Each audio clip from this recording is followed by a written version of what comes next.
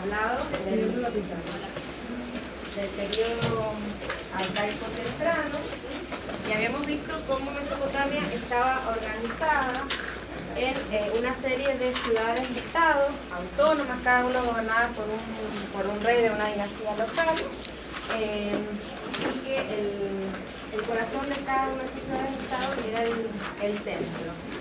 Esta organización de Mesopotamia se va a modificar a partir del 2334, cuando hace su aparición un personaje de mucho peso en la historia de Mesopotamia, que es Sargón, conocido como Sargón el Grande. ¿Se acuerdan que uno de los nombres del periodo que vimos la clase pasada era precisamente Sargón, que era una terminología que utilizaba Parrot, en referencia precisamente a este personaje, conocido como Sargón el Grande? Después vamos a ver otro Sargón, la llegada de Sargón, que significa la unificación de Mesopotamia en un estado centralizado. Por eso es que se habla del primer imperio en Mesopotamia, el imperio acadio. Este rey es de origen semita y va a haber entonces en este momento un predominio de la cultura semita sobre la sumeria. Otro cambio importante, lo marcamos ahora, es que a partir del nieto de Sargón, el rey Naram-Sin, el rey no solamente va a gobernar el nombre de los dioses, sino que él mismo es naturaleza divina. Se le va a rendir culto al rey.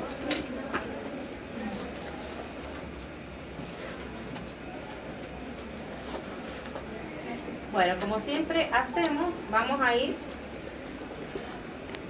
al lugar, a la geografía. Esta línea ocre rojizo, naranja, está señalando lo que abarcaba el imperio de Sargón. No solamente lo que se llamaba el país de Sumer, sino lo que llamamos el país de Akkad, pero su influencia y su poder se va a sentir más allá, hacia la zona del Elam, también en la zona que luego vamos a conocer como Asiria, y en la zona de, si no hay problema, de Siria. Los textos de este periodo hacen referencia a que el imperio o el dominio de Sargón llegaba desde el mar inferior hasta el mar superior. De todas formas, es posible que estas zonas periféricas pagaran un tributo al rey Sargón, pero que la dominación no fuera realmente efectiva sobre esa zona. Y él se hace llamar, entre otros de los títulos que tiene, el rey de las 4 regiones del universo, es decir, de todo el mundo. ¿Tenía un perfil bajo? Sí. Bueno, ¿y cómo llega este personaje a ser rey, a dominar toda Mesopotamia? Él es un funcionario, un alto funcionario del rey de Kish. Kish es una ciudad que se encuentra aquí, en lo que sería la Mesopotamia media, ¿sí? Es el copero del rey, es un personaje importante porque ¿quién es el copero? Es el que prueba las bebidas y los alimentos. Exactamente, entonces es una persona muy cercana al rey. Y ustedes hemos visto estelas, no sé si quizás no se lo marqué yo, que aparece representado junto al rey el copero. En esas estelas siempre aparece por lo general el copero. En determinado momento él se revela contra el rey, somete a la ciudad de Kish, se proclama rey de la ciudad de Kish, y poco a poco va también imponiéndose en todas las ciudades de la Baja Mesopotamia. Y precisamente, en realidad él es un rey usurpador, pero el nombre Sargón quiere decir rey legítimo, es decir, hay toda una intención de demostrar que en realidad él es un rey por designio de los dioses, por lo tanto totalmente legítimo, aunque en la realidad no era así, ¿sí? Y hay una historia bastante particular con respecto a su vida, que nos hace recordar algunos relatos bíblicos. Dice: Sargón, el rey poderoso, el rey de Agag. Agag es la capital del imperio acadio, una ciudad que no se ha encontrado todavía. Se cree que está en las proximidades de Kish, ¿sí? Entonces dice: Sargón, el rey poderoso, el rey de Agag, ese soy yo. Mi madre era una gran sacerdotisa, a mi padre yo no conocí. El hermano de mi padre amó las colinas. Mi ciudad es Azupirane, que se sitúa en las orillas del Éufrates. Mi madre me concibió en secreto. Ella me dejó en una cesta de juncos. Con betún ella selló la tapa. Ella me echó en el río sin que yo pudiese salir de la cesta. El río me llevó hacia la casa de Aki el aguador. Aki el aguador, sumergiendo su cubo, me sacó del agua. Aki me tomó como su hijo y me enseñó su oficio de jardinero. Mientras que era jardinero, Istar se enamoró de mí y así fui como ejercí la realeza durante 60 años. ¿A qué les recuerda? A la historia de Moisés. Nada más que este es un relato mucho más antiguo. Y fíjense, dice que Istar se enamoró de mí. ¿Qué está diciendo ahí Sargón? ¿Que él es rey? ¿Por qué? Por elección divina. Exactamente, porque Istar así lo decidió. Entonces es un rey totalmente legítimo, ¿sí? Esta manipulación la vamos a ver a lo largo de toda Mesopotamia, ¿sí? Bueno, estos son los distintos reyes, los distintos reyes de Acá. Debido entonces a que la capital no ha sido encontrada, con respecto a la arquitectura es muy poco lo que se conoce. Por texto se sabe que hay construcción desfigurada, es decir, seguimos, siempre es importante remarcar que nunca hay una ruptura, sino que hay una continuidad cultural y artística, pero con un espíritu nuevo, diferente, semita. Estamos viendo acá un plano de Tel Brak. Tel Brak, vamos a ir al mapa. Es una ciudad que se encuentra al norte. ¿Sí? Es un sitio que ha surgido del periodo de Obed, es decir, del periodo protohistórico. Y lo que estamos viendo en este plano son distintas construcciones que pertenecen también a distintos periodos. El que nos interesa a nosotros, que es el periodo, del periodo acá. Miren, fíjense, acá dice el templo del ojo. ¿Se acuerdan que vimos esas figuritas que ustedes les causaba? Bueno, sí. Se encontraba en este lugar. Pero después, en las cercanías de ese templo, en el periodo acadio, se construye una especie de fortaleza, una especie de palacio del nieto de Sargón, el rey Naram-Sin. El rey que extendió al máximo el poderío acadio.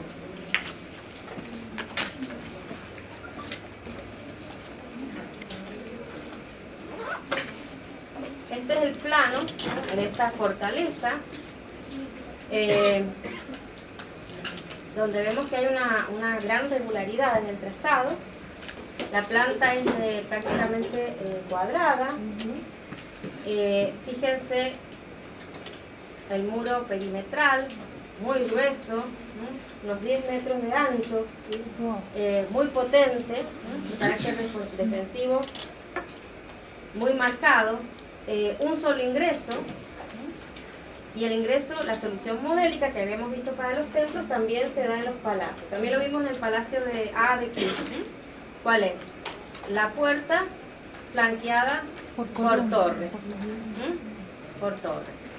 En este caso, el acceso a través de un vestíbulo es directo a un patio cuadrado, y en torno al patio las habitaciones. Ese sistema de patio rodeado de habitaciones va a ser el modo de organizar las viviendas reales, pero también las viviendas comunes, ¿sí? Y fíjense cómo el patio rodeado por habitaciones se repite en diferentes escalas de acuerdo a la función que se va a cumplir en ese sector, sea residencial, sea administrativa, sea de recepción. El palacio, como los templos, también va a estar orientado con los ángulos según los puntos cardinales para precisamente expresar el dominio sobre las 4 regiones. Y es muy poco lo que queda, ya que el material es el adobe, pero esta imagen nos permite ver, ¿no es cierto?, el grosor, la potencia de esos muros. Entonces, como características de la arquitectura acadia, podríamos decir ese gusto por los planos regulares. Arqueólogos han encontrado una construcción antigua, un palacio antiguo en Asur, que va a ser la capital luego del Imperio Asirio, y que también se caracteriza por esa regularidad, por ese gusto por la simetría, y donde las habitaciones están organizadas en torno a 2 patios, un sector privado y un sector público. Y esto es tomado precisamente del modelo acadio.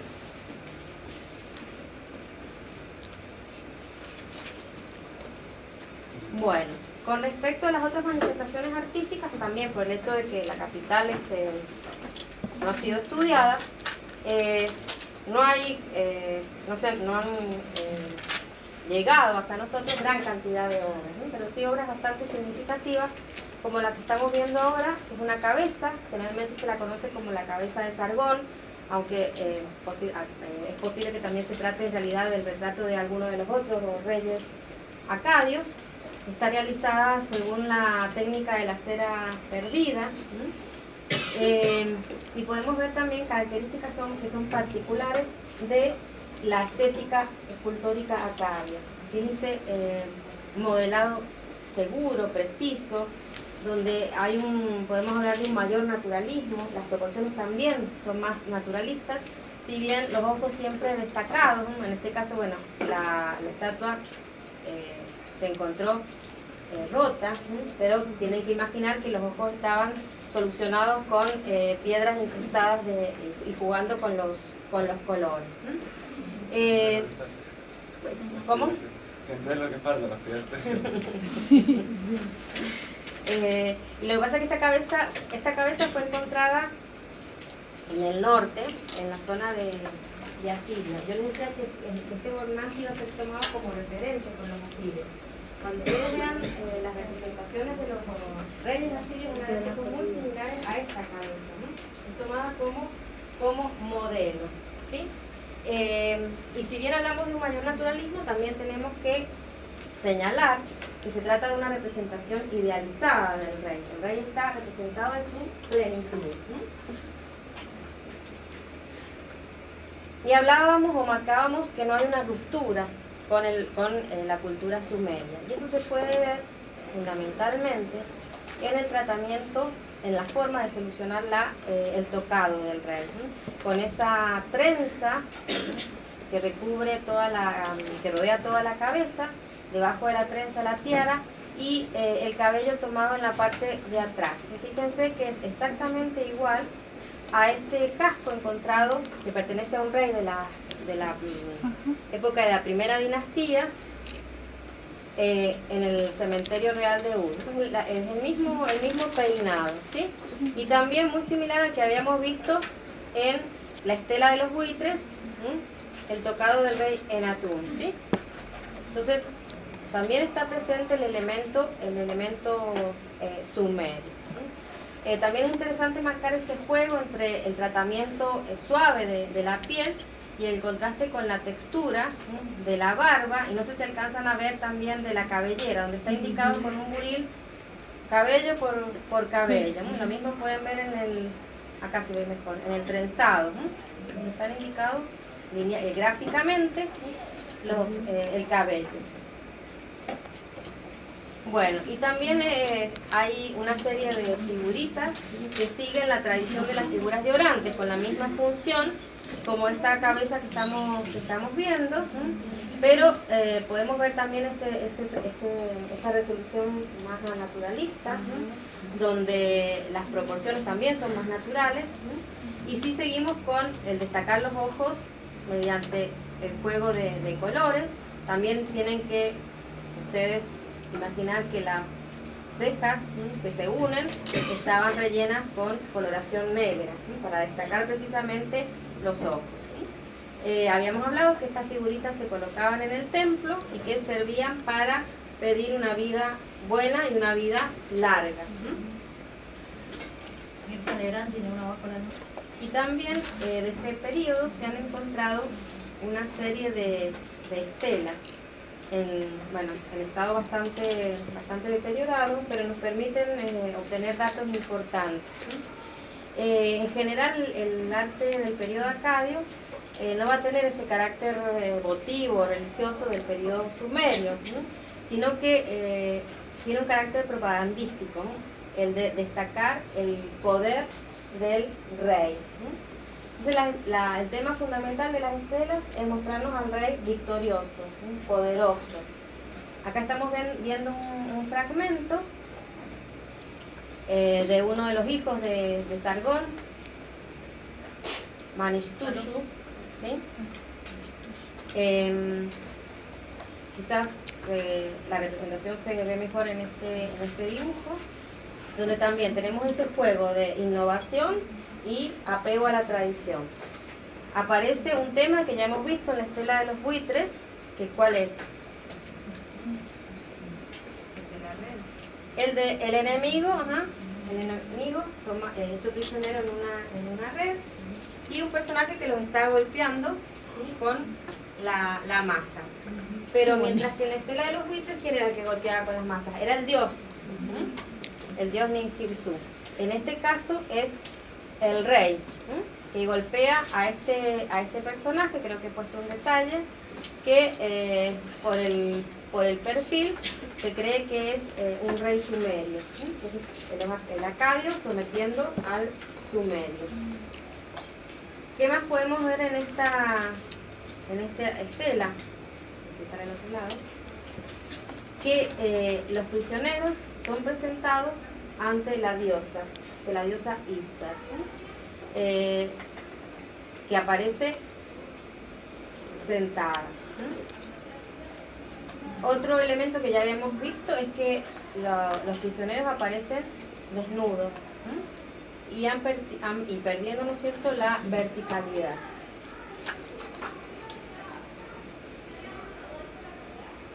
Otra característica de la escultura acadia va a ser el gusto en general por trabajar piedras duras, como la diorita. Una piedra, hemos visto que en Mesopotamia no hay piedra, entonces es una piedra que tiene que ser importada. ¿Y quién puede traer esta piedra? El rey. ¿Cualquiera?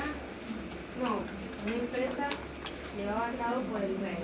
En la misma selección de la piedra, que sea una piedra que es rara en la zona, está ya señalando el poder que tiene el rey.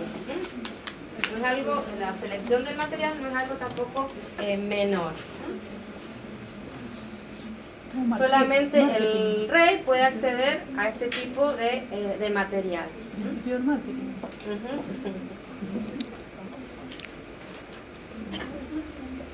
Bueno, ahí estamos viendo el detalle del rey precisamente golpeando al prisionero. Y ahora vamos a ver otros fragmentos. Esta también es una estela, donde por un lado vemos esa organización en registros, que ya habíamos visto, Sí. es propio de los sumerios, ¿sí? ¿Cuáles serían los elementos acá acadios? El material por un lado, pero fíjense cómo también el canon de la figura varía, ¿no? Es un canon más alto. También la relación de figura y fondo. Mientras en la estela de los buitres era muy difícil separar lo que era figura del fondo, acá las figuras se destacan claramente de un fondo que es neutro. Cada figura tiene su individualidad, cosa que en la estela de los buitres no pasaba. Y también otro elemento distinto es el modelado, el tratamiento plástico, ¿no? Hay un modelado mucho más preciso. Fíjense, por ejemplo, en la resolución de los muslos, de las rodillas. Seguimos sí con el tema de las convenciones para la representación de la figura humana. Aparece cabeza de perfil, el ojo de frente, los hombros en su amplitud y las piernas de perfil.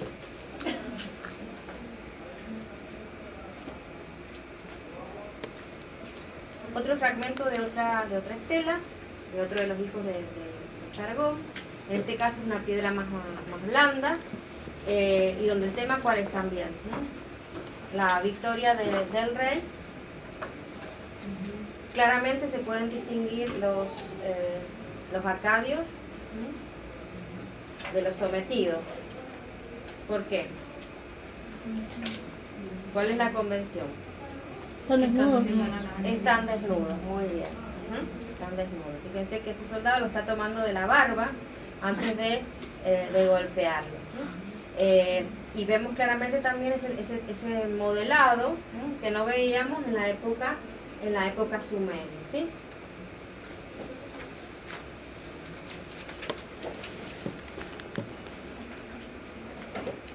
Esta estela es también bastante interesante. Está hecha en un alabastro verdoso, y también la organización es en registro. Acá estamos viendo, se han encontrado 3 fragmentos. Acá estamos viendo 2 donde están representados los soldados acadios con sus típicos gorros. Y aparentemente en el centro está este fragmento, no sé cuál se ve mejor, si esta, Creo que la ¿cómo? que tiene más negro. Los soldados van conduciendo a prisioneros, donde, fíjense, están desnudos y están con sus brazos atados por la espalda y también sus manos, y también están unidos por un cepo de cuello. Acá claramente podemos ver esa proporción más esbelta de la figura, ese modelado más preciso. ¿Y qué encuentran de diferente? ¿Encuentran algo distinto que no? Voy a pasar. Están de perfil.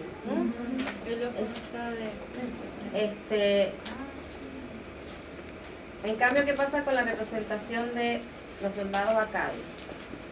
Los hombres están de frente. Apegados totalmente a la convención. En cambio, los prisioneros hay más libertad para representarlos. Y aparecen, totalmente de perfil.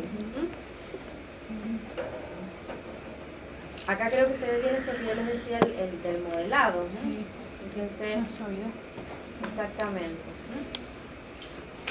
Bien. Y la obra cumbre de la escultura acadia es la llamada estela de Naram Sin. Esta imagen la puse para que ustedes tengan idea de la escala. Está hecha en arenisca rosada, y si bien la parte inferior está erosionada, se cree que tenía una forma irregular. Está trabajada en una sola cara. Bueno, ¿y qué ven? Una montaña. ¿Cuál sería el centro de la...? El rey que está parado sobre todo. Esta figura. Pisando a los... Esta figura, ¿sí? Eso, ajá. ¿Y quién es esta figura? El El rey Naram Sin, el nieto de Sargón. Si nosotros la comparamos con la estela de los buitres, vamos a notar varias diferencias. En la estela de los buitres estaba organizada por registros, y en cada registro se contaba, o sea, se narraba un momento, ¿no?, de ese acontecimiento. En cambio acá hay unidad de acción. Quizás la línea de registro no ha sido eliminada totalmente, porque si nosotros observamos acá, vemos que aparecen líneas onduladas que son paralelas y que sirven para apoyar a... ¿Las alcanzan a ver? Sí. A ver si me paso. Ahí. Ah, qué bueno. Y ahí. Sirven de línea de sostén, de base de los soldados acadios y del rey. Pero esa línea entonces ahora parece muy disimulada, y lo importante es que hay una unidad de acción. Fíjense como hay un claro movimiento de izquierda a derecha, de abajo hacia arriba, que nos conduce a dónde, vamos a volver a la imagen entera, Todo el rey. al rey. Hasta la lanza, es todo. Todo Dirección. gira en torno al rey, bajo la protección de estos tres astros. Bueno, hay uno que está muy deteriorado, que representan a los dioses. Y habíamos hablado de que el rey, que con Naram Sin, era un personaje que tenía naturaleza divina. ¿Y cómo está expresado esto? Además del tamaño, Con los es por el atributos. tocado. Ah. Este tocado con cuernos está indicando que Naram Sin es un dios. Todas las divinidades van a aparecer con ese tipo de tocado. Y fíjense como el rey está pisoteando a dos enemigos. La estela conmemora la victoria de Naram Sin sobre los lulubitas, que era un pueblo que vivía en los montes sagros de costumbres nómades, ¿sí? Y que constantemente acechaban contra el imperio acadio.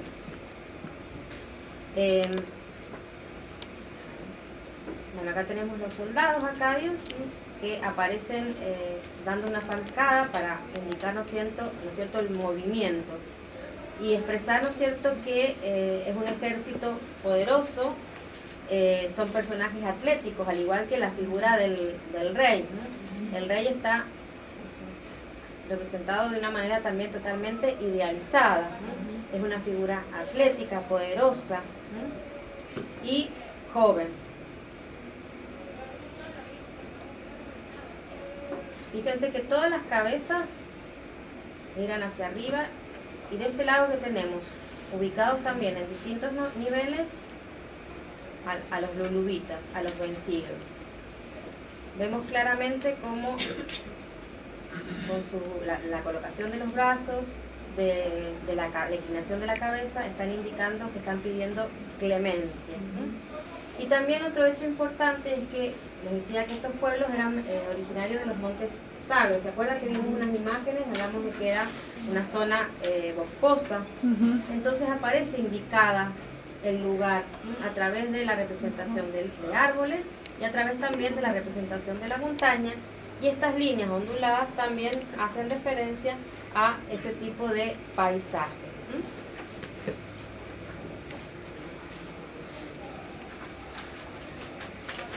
Hablábamos, bueno, ahí está el detalle donde el rey está pisoteando a los enemigos, a dos cuerpos, y hablábamos de un movimiento ascendente por parte del ejército acadio, pero también hay un movimiento descendente. Fíjense que acá hay una figura de un lulubita que cae. Entonces, por un lado, el ejército acadio que asciende, y por otro lado, el vencido que cae.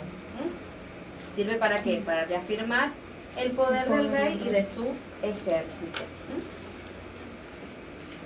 Bueno, y ahí tenemos precisamente uno de los lulubitas que está pidiendo clemencia, dirigiendo su cabeza al rey.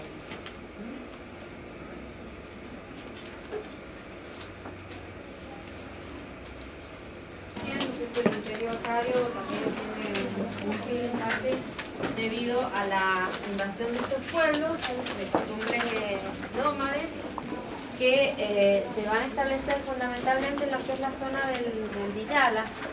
¿Se acuerdan del Diyala? Lo habíamos marcado, que era uno de los fuentes del Tigris. Y también esto va a hacer que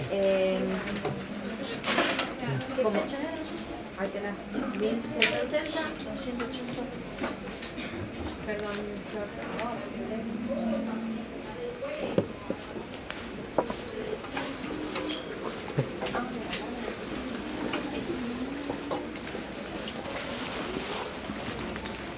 decíamos, establecer entonces la zona de Lunal de las ciudades que va a tener un papel importante va a ser la ciudad de Lagash, con el rey Gudea y su hijo Ur-Nintirsu. Se lo aprenden para el examen, ¿eh? Para el ahorcado. Fíjense que tiene el nombre del dios tutelar de la ciudad de Lagash es Nintirsu, el que habíamos visto en la estela de los juicios, ¿sí? Y delante del nombre del dios, Ur.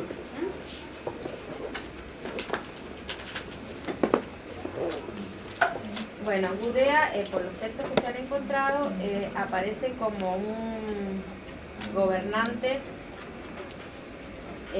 bastante justo, interesado por solucionar los problemas de su pueblo.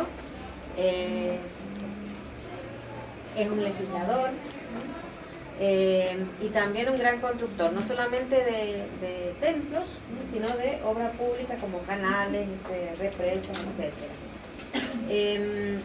Que habíamos dicho que es una de las cualidades que debe tener todo buen gobernante. Y de este periodo se han encontrado una serie de esculturas, la mayoría se encuentran en el Louvre, donde también podemos ver cómo confluyen esas tradiciones escultóricas acá y en tradiciones escultóricas sumerias. Los nombres de estas esculturas son convencionales, son los que les han puesto en el museo. O sea, hay uno que se llama Gudea ancho de espalda, este se llama pequeño Gudea sentado, para identificarlo. En estas esculturas aparece entonces el gobernante, o bien sentado, como en la imagen que estamos viendo, o bien de pie, siempre con las manos entrelazadas, la postura que es propia del orante. Entonces ahí tenemos una referencia a la cultura sumeria. Puede estar con la cabeza cubierta con este gorro o bien rapado. En este caso, bueno, es una figura sedente y de características sumerias que podemos destacar la postura, la función, porque son culturas que se dedican en los templos, el canon corto, y como elemento de la tradición acadia, el gusto por la piedra dura, la resolución plástica. Fíjense que aparece, sobre todo lo podemos ver en la zona del brazo que está descubierto, un brazo musculoso, resuelto con un modelado preciso, ¿sí? También, exactamente. Los ojos destacados, si bien no es cierto, las proporciones son más naturales que las primeras imágenes, pero siempre, siempre se destacan los ojos y remarcados por esas cejas. Va a ver si en la de frente creo que se ve mejor.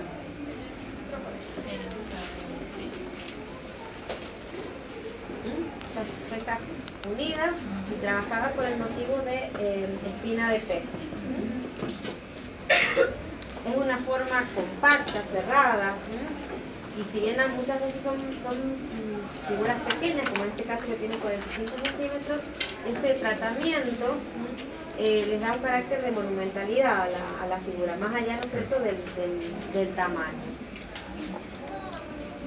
También acá estamos hablando de un retrato. La identificación va a estar dada también por la escritura, que en este caso fíjense que invade la vestimenta. Hablamos de un retrato también idealizado, porque es una persona también que está en su plenitud física y también en su plenitud intelectual.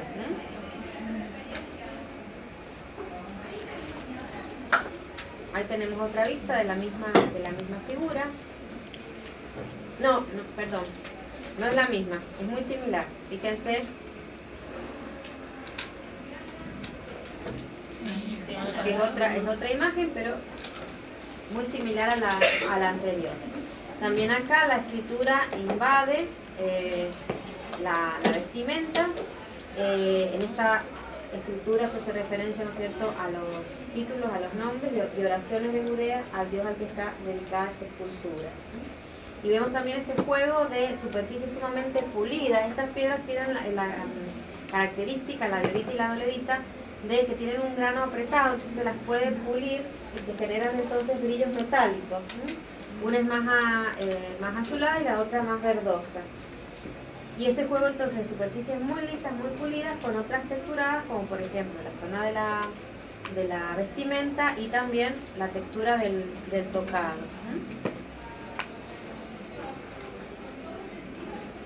Ahí tenemos una cabeza, ahí podemos ver claramente lo que vos señalabas, la importancia de los ojos, subrayados por esas, remarcados por esas cejas continuas. La presencia de una espiral, el motivo, ¿se acuerdan que vimos el ritmo de repetición, que también era algo bastante propio de los sumerios? Se va repitiendo para señalar, ¿no es cierto?, el material, la lana con el que está confeccionado este gorro. Este es bastante interesante, ha perdido la cabeza y se la conoce como Gudea, el arquitecto con el plano. Aparece sentada, una pose muy similar a la anterior. La escritura que no solamente está en la vestidura, sino también en el asiento. La misma postura, y en este caso el gobernante sostiene en su falda el plano de un templo. Ahí podemos ver un detalle del plano. Fíjense que es un templo típicamente mesopotámico, con muros muy potentes y trabajados con entrantes y salientes. Esta imagen también nos permite ver el detalle. Fíjense cómo están marcados las articulaciones de los dedos, las cutículas de las uñas. Y volvemos a la imagen anterior, porque nuevamente el mismo tema que ya habíamos visto antes del rey como constructor. Pero en este caso Gudea se presenta como en un plano más intelectual. ¿Por qué? Porque no es como un nance que va llevando el ladrillo o el barro para construir el templo, sino que acá, o sea, no es el constructor físico, el albañil, sino que acá que es el arquitecto el que diseña el plano. Ese diseño que por supuesto ha sido de alguna manera indicado por el dios de la ciudad.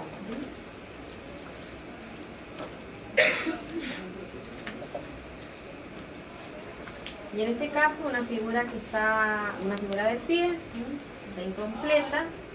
Ya aparece el personaje, calvo.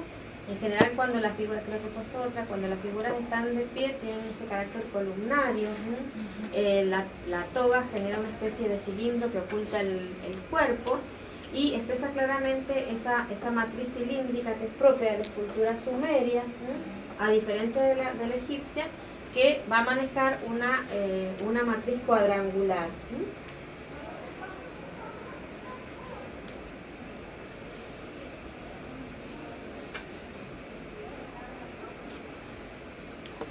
Y otro motivo iconográfico que aparece en esta época y que después va a ser continuado es el tema del vaso manante. Aparece el rey, el gobernante de Judea, sosteniendo un vaso del cual fluyen 2 chorros de agua, ¿sí?, resueltos de una manera bastante simétrica. Creo que hay un detalle. Y fíjense cómo por el agua, ¿sí?, claro, sube pez. ¿Qué nos está diciendo esta imagen? ¿El agua cuál es? En principio, de la vida, la abundancia. Bueno, es un motivo entonces iconográfico que va a surgir ahora y que lo vamos a ver después en los periodos siguientes. El llamado vaso maná.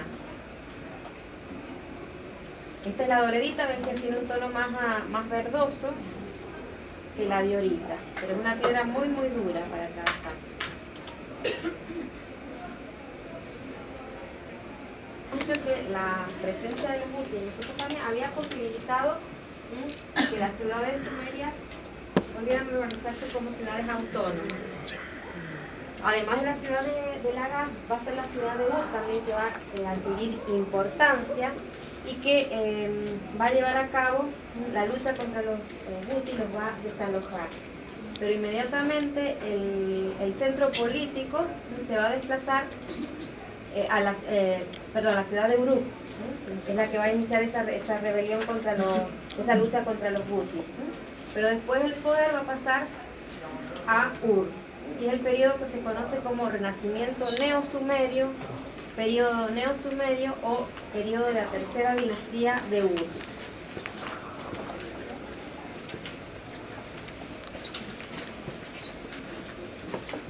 Por eso se habla de una segunda hegemonía sumeria.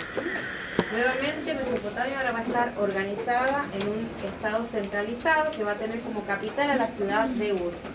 Y el control sobre un territorio sumamente extenso va a estar dado fundamentalmente a partir de la creación de una burocracia bastante compleja. También muchos de los reyes de la tercera dinastía de Ur son vistos con naturaleza divina y se les va a rendir culto en los templos.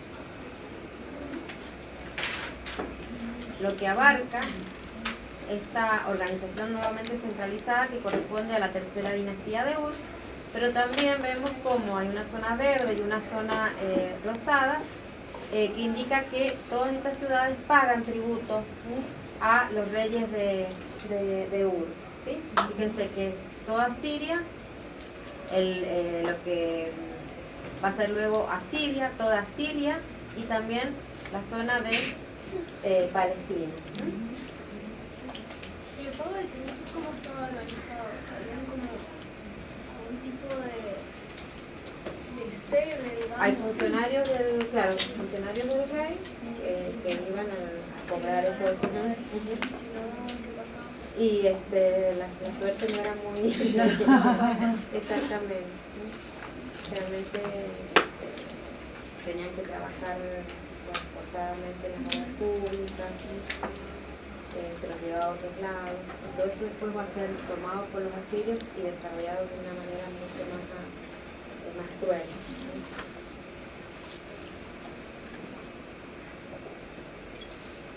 La ciudad de Ur entonces va a ser la capital de este nuevo estado centralizado.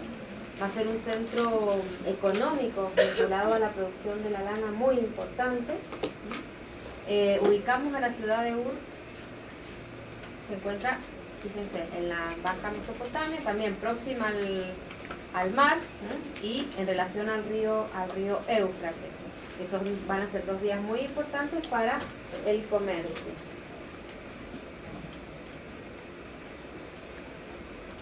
Y acá tenemos un plano esquemático de la ciudad de Ur, que expresa con mucha claridad las características propias del urbanismo sumerio.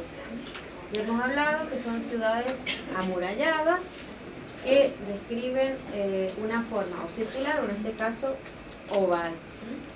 La muralla muy potente, protegida también con torres y en este caso particular también con un foso de agua, vinculada a uno de los brazos del río Éufrates y tiene, fíjense, dos puertos, porque nos está hablando entonces de un tráfico comercial muy fuerte, ¿sí? Dentro de la ciudad, con un trazado regular, van a destacar los principales edificios. ¿Y cuáles son esos edificios principales? El templo y el palacio. Ahí tenemos una vista aérea de la actualidad de la ciudad de Ur y fíjense que lo que destaca es esta construcción que es el sigurat. Están colocados en la zona donde los vientos son más benéficos, en la parte norte de la ciudad.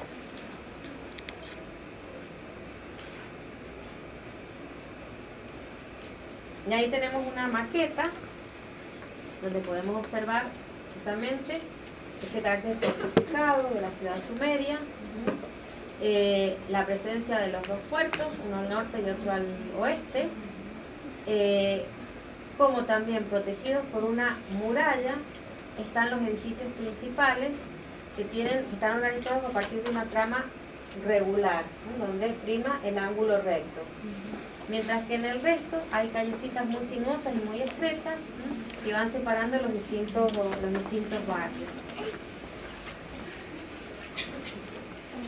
Sí. Y ahí, bueno, un dibujo de una capital muy importante en este momento en Mesopotamia.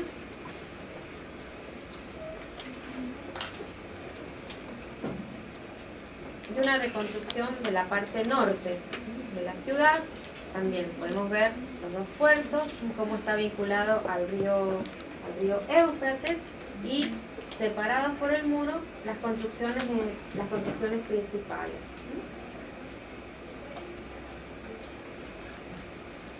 Y ahí tenemos el dibujo precisamente de ese sector principal, También está rodeado de agua. que en este caso, bueno, esta reconstrucción nos muestra que estaría rodeada también por un foso de agua. Y también sobrelevada, sobre una plataforma.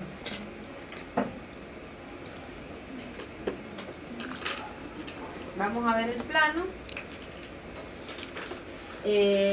Fíjense que los distintos colores nos están hablando de distintos momentos de construcción. El que nos interesa a nosotros es este color violáceo. Esta muralla que estamos viendo es de la época neobabilónica, pero sin embargo acá quedan restos, ¿no? De la muralla que rodeaba todos estos recintos de la época, ¿no? Trabajada con entrantes y con salientes. ¿Cuáles son los edificios principales? El Sigurat. Está dedicado al dios tutelar de la ciudad, que es el dios Sin o el dios Nanar, el dios lunar. Además de ese templo alto, un templo que se levanta sobre una montaña artificial, hay también otras construcciones que se caracterizan por tener una planta cuadrada, haciendo referencia entonces a un modo de organizar, un modo de traza que es propio de los acadios. Entonces fíjense cómo hay siempre una continuidad. ¿Cuáles son esos edificios? Eusac, es decir, el palacio de Unamu de su hijo Shulgi. Los vamos a ver así muy por encima. Fíjense cómo todos los edificios están orientados, sus ángulos, según los puntos cardinales. En el caso del palacio, el sistema de organización, ¿cuál es? El sistema de patios. Podemos hablar de un bloque en la parte norte, donde las habitaciones están organizadas en torno a dos patios, que al parecer es la zona gubernamental. Y en la parte sur, también el mismo sistema de habitaciones en torno a patios se va repitiendo. Si vemos los muros, cómo están trabajados, con entrantes y con salientes. En este caso estamos hablando también de un solo ingreso y en ejes quebrados. Después tenemos otro edificio cuadrado, el Enumá, donde también tiene un solo ingreso, un muro muy rico en cuanto al tratamiento de entrantes y de salientes, y en este caso se trata de una construcción totalmente simétrica y estaba destinado a la tesorería. Y finalmente tenemos el Kiparu, que lo tenemos acá ampliado, también de planta cuadrada, donde residía la sacerdotisa. Sería, si lo traducimos en la actualidad, sería como una especie de convento, ¿no? donde vivían las sacerdotisas. Y podemos destacar acá dos bloques, cada uno con su entrada, y en este caso las entradas son en eje quebrado, que hemos dicho que es propio, característico, ¿no? del Oriente. El bloque que se encuentra en la parte de arriba de la imagen, vemos también ese sistema de habitaciones en torno al patio, y ahí se cumplen funciones residenciales. Están también en un nivel inferior la tumba de las sacerdotisas, la parte destinada a la cocina, mientras que lo que está indicado con rojo es la parte del templo, y nos da una idea de cómo es la organización de los templos bajos en esta época. Tenemos ese eje quebrado, se ingresa a través de dos vestíbulos, un tercer vestíbulo cuadrado, y luego tenemos patio, una antechela de desarrollo transversal y una chela que contiene el nicho donde se ubicaba la estatua. Se llama así, sería como la nave, ¿no? En el templo ese espacio principal se escribe en cella. En realidad es un término que viene de la arquitectura griega, pero después se utiliza también en las otras culturas. La chela del templo, el espacio principal del templo, la nave. Entonces, la organización sería patio, antechela y chela de desarrollo transversal, ¿sí? Tenemos el altar y en este caso la mesa de ofrendas está colocada en el patio. Se pueden ser estos dos elementos que no podían estar ausentes.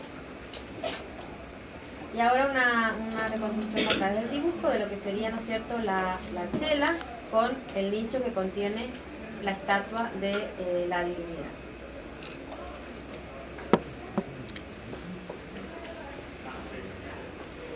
Y vamos ahora sí a la construcción más importante, que es el sigurat. El sigurat está separado del resto de las construcciones por un muro y está precedido por un patio, que de alguna manera recuerda la misma disposición del templo oval de Cafalla. ¿Se acuerdan que había un primer patio? Sí. Y después un segundo patio donde se encontraba realmente la plataforma con el templo. Bueno, acá pasa lo mismo, nada más que lo que se ha abandonado es el trazado curvo. De acá lo que se impone es el ángulo de 90 grados, la línea recta. Esto que vemos con coloración violeta, que es en la planta del sigurat.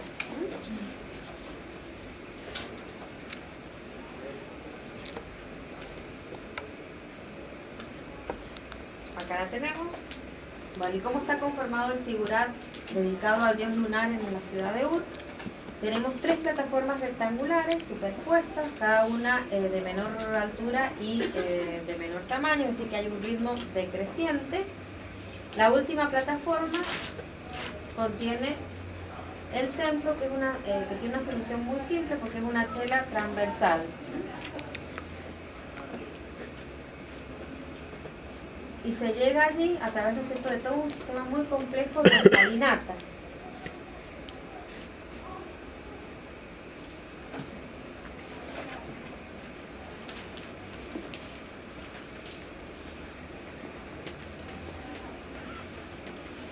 Que vamos a ver en este dibujo. La presencia de una escalinata central que coincide con el eje de simetría de la construcción, y 2 que discurren paralelas a los muros de la primera plataforma, ¿sí?, que se unen en una puerta monumental, y luego continúa solamente la escalinata central que nos lleva al templo propiamente dicho. Las paredes de estas plataformas están en talud y están trabajadas con entrantes y con salientes. ¿El material cuál es? Es el barro, es el ladrillo, el adobe, nada más que en este caso está recubierto exteriormente por ladrillos cocidos. Y cada plataforma, sabe por texto, tenía un color distinto. Ahí tenemos una vista de lo que queda ahora del sigurat de Ur.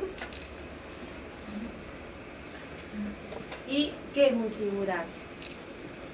Es una construcción en alto, un templo en alto, un templo que de alguna manera reproduce la montaña primigenia. Y en el caso del sigurat de Ur, tiene el nombre de este sigurat es Etemeniguru, ahí lo tienen ustedes escrito, que significa casa cuya alta terraza inspira temor. Y el sigurat, ¿qué hace? Es conectar los distintos niveles. el inframundo, porque hemos hablado de los cimientos, que son muy importantes. Debajo de este sigurat habían construcciones que vienen desde el periodo de Obey. El plano tierra con el plano celeste, ¿no? Es el lugar donde los dioses se manifiestan, donde los dioses descienden, ¿sí? Pero también el lugar donde el hombre asciende, ¿sí?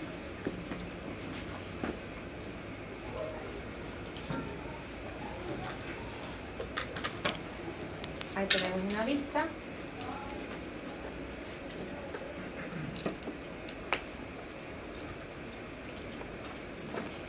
Y ahí tenemos precisamente el sistema de escalinatas para acceder, ¿no es cierto?, al templo. ¿Saben por qué se ha degradado más la parte superior que la inferior? No. ¿Es otro material o no? No, es el mismo material. Ujú. ¿Qué cosa? La degradación de la parte, bueno, porque el aire, Claro, que por está en la los altura, vientos. es lógico que el aire vaya erosionando la parte más alta, ¿no? El aire, la lluvia, si es que hay ahora lluvia, no. Y acá hay una reconstrucción de lo que sería el sigurat dentro de la ciudad. O sea, si bien vemos esta imagen del sigurat aislado, tenemos que pensarlo siempre dentro, El contexto. claro, dentro de una ciudad. Si bien el acceso a este templo es restringido solamente a la clase sacerdotal. Se supone que ahí también se llevaban a cabo el matrimonio entre la sacerdotisa y el dios. Distintas vistas. Esto nos permite ver un poco la escala de la escalera.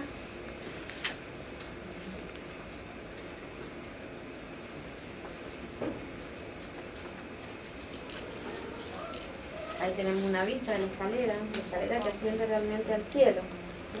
¿Sí? Ujú.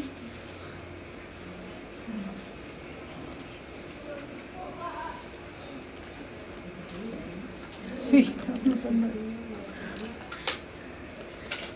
Por supuesto que es una subida ritualizada, ¿no es cierto? La que hacían. Los escalones son bajitos. ¿Cómo? Los escalones parecen bajitos. Parece peor subir así. Bueno, y acá tenemos los llamados clavos de consagración o clavos de fundación del rey Urnamú. El rey Urnamú no solamente construyó el sigurat en la ciudad de Ur, sino que mandó a construir o a reconstruir sigurat en las otras ciudades mesopotamias. ¿Y qué son estos clavos de fundación? Pueden estar hechos en cobre como en arcilla, y representan a veces al rey o a veces son figuras femeninas sosteniendo que vuelve el mismo tema. Ofrendas. El rey como constructor, Ah. lleva la cesta que tiene contiene el primer ladrillo o el barro para construir el ladrillo. Estos clavos se colocaban en las zanjas de cimentación de los edificios y fundamentalmente en los ángulos, que se consideraba como la zona más frágil, y se creía que al colocar estos clavos eso le daba solidez a la construcción. Y también tiene esa conexión de cimientos, es decir, el plano bajo tierra y cielo. Estos clavos siempre están identificando la obra de quién es el rey que manda a hacer la construcción, y generalmente alguna oración.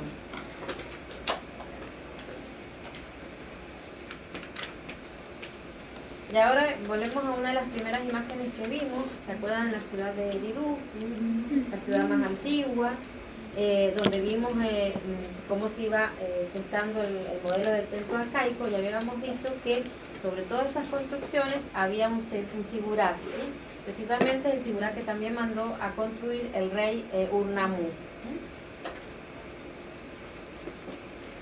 También hizo una reconstrucción en la ciudad de Uruk con un sigurat. Esta imagen nos permite ver también el sigurat dentro de la ciudad. Y mandó reconstruir el sigurat de la ciudad de Nippur, dedicado al dios Enlil. Fíjense que la organización es la misma de la ciudad de Ur, un antepatio y un patio que contiene al templo torre. Y esto es lo que queda en la actualidad de figuras dedicadas al dios Enlil. Bien, y ahora vamos a ver la tipología del templo bajo. Si bien ya la habíamos marcado en el Kiparu de la ciudad de Ur. Es un templo que está dedicado a uno de los gobernantes de la tercera dinastía de Ur, que tiene naturaleza divina. Y vemos que tiene también planta cuadrada, el ingreso flanqueado por torres, se accede a un vestíbulo. Este vestíbulo a su vez conecta con escaleras que conducen a la azotea, porque ya hemos hablado que también en las azoteas se llevan a cabo rituales. Luego se accede a un patio cuadrado y a la antechela transversal que contiene el nicho con el altar para la estatua. Y en el patio la mesa de ofrenda. Todo esto que está cuadriculado está marcando el uso de ladrillos cocidos. Junto a este templo se hizo otra construcción en ángulo, donde del lado opuesto tenemos también otro templo que en realidad repite el mismo esquema. Fíjense, vestíbulo, patio, así cuadrado, nada más que en este caso volvemos a encontrar la antechela y luego la chela, ¿sí? Y entre medio de esta construcción es el palacio. Es decir, que a este templo se puede acceder desde el palacio o desde la calle. Y el palacio en realidad también tiene la misma organización. Luego de un vestíbulo y de las salas de guardia que llegamos a un patio cuadrado. Y en lugar de estar la antechela, que es lo que está, la sala del trono. Pero también tiene ese desarrollo transversal. Entonces fíjense como la misma organización se utiliza para los templos como para la vivienda real. Patio, chela o patio ante chela y chela, y patio y sala de trono.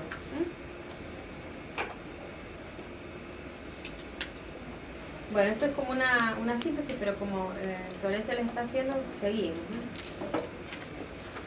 Bueno, y de la escultura, lo que ha quedado también, la que ya ha llegado, es de bastante poco. Tenemos una estela, la estela del rey Urnamú, donde también podemos ver estos elementos sumerios y también elementos acadios. Está organizada en registros, de acuerdo al modelo sumerio. El tema también es conocido porque tiene que ver con la construcción del templo, pero aparece un motivo, una forma de hacer referencia a esto diferente, que también después la vamos a seguir viendo en los periodos siguientes, que es la presentación del rey ante los dioses. En el registro superior, que es el más alto, y donde en el eje de simetría nuevamente aparece la representación de los dioses a través de astros, podemos ver la presencia del rey, que se presenta ante la divinidad. ¿Cómo sé que es la divinidad?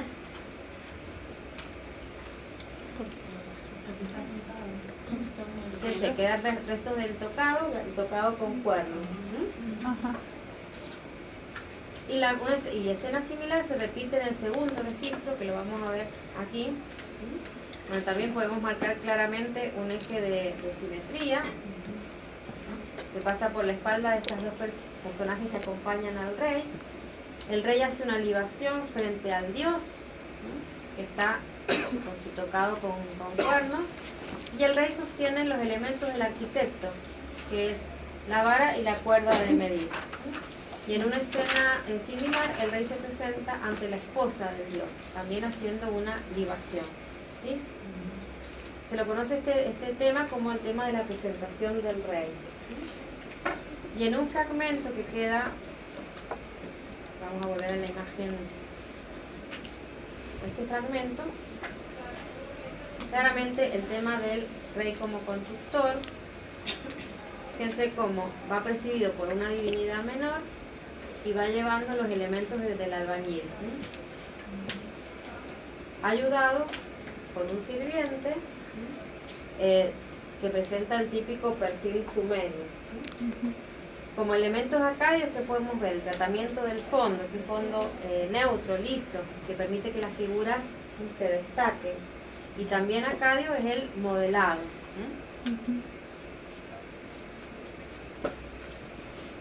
Bueno, y también seguimos con la tradición de las figuras de orantes, en este caso una figura femenina, también dentro de la tradición sumeria de los orantes.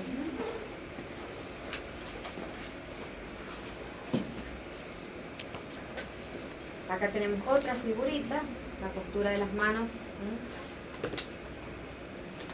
sobre el pecho, y lo que ha cambiado, ¿cuál es? La moda.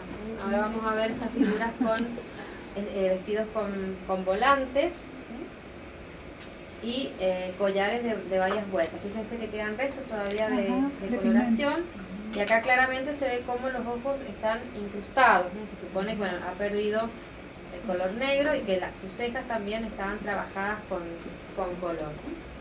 Pero se mantiene entonces ese apego a las tradiciones sumerias. Creo que esta es la última imagen. Bueno, hay una pequeña síntesis de la escultura. Y no traje más material, por chicos. Pensé que me iba a demorar más.